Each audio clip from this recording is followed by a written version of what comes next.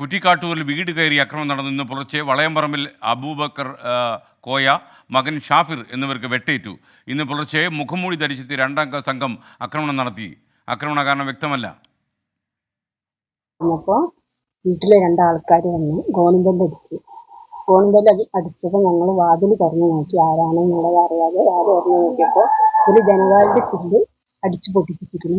ഇവർ നിൽക്കുന്ന മുറ്റത്താണ്. അപ്പോൾ ഞങ്ങൾ കണ്ടേമ്പാട് ഇവര് കൊലായുടെ സ്റ്റെപ്പ് കയറി കണ്ടിട്ട് അങ്ങനെ ഒരു പടിയുണ്ട്, ഇങ്ങനെ ചീറ്റടി പോലത്തെ ഒരു പടിയുണ്ട്, അത് കയറി ചാടി മറിഞ്ഞു വന്നിട്ട് ഇവര് ഹോളിലേക്ക് കടന്ന് ഉപ്പന ആദ്യം അടിച്ചു കഴിഞ്ഞതിന്റെ ശേഷം ഹോളിലേക്ക് വന്നിട്ടാണ് ഇവര് ഉപ്പനും മോനും ആക്രമിച്ചത്.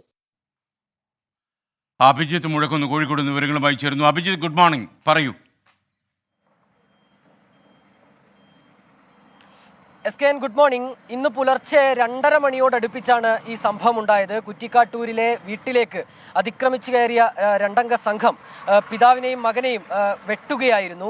ഈ ഉമ്മയുടെ പ്രതികരണം നമുക്ക് ലഭിച്ചിട്ടുണ്ട്. അതിലവർ പറയുന്നത് പ്രകാരം കോളിംഗ് ബെൽ അടിക്കുന്നത് കേട്ടിട്ടാണ് ഇവർ ഈ പുലർച്ചെ വാതിൽ തുറന്നു നോക്കുന്നത്. അപ്പോഴാണ് മുഖംമൂടി ധരിച്ചെത്തിയ ഈ രണ്ടംഗ സംഘം അതിക്രമം നടത്തിയത്. 2 പേർക്ക് ഈ സംഘത്തിന്റെ കയ്യിൽ നിന്നുള്ള സംഘത്തിന്റെ ഭാഗത്തുനിന്നുണ്ടായ മർദ്ദനത്തിൽ ആക്രമണത്തിൽ പരിക്കേറ്റിട്ടുണ്ട്. വളയംപറമ്പിൽ അബൂബക്കർ കോയ, മകൻ ഷാഫി എന്നിവർക്കാണ് വെട്ടേറ്റത്. ഇവരുടെ മുഖത്തും കൈക്കും കാലിനും ഒക്കെ വെട്ടേറ്റിട്ടുണ്ട്. ഇവരെ കോഴിക്കോട് മെഡിക്കൽ കോളേജിലേക്ക് മാറ്റുകയും ചെയ്തിട്ടുണ്ട്.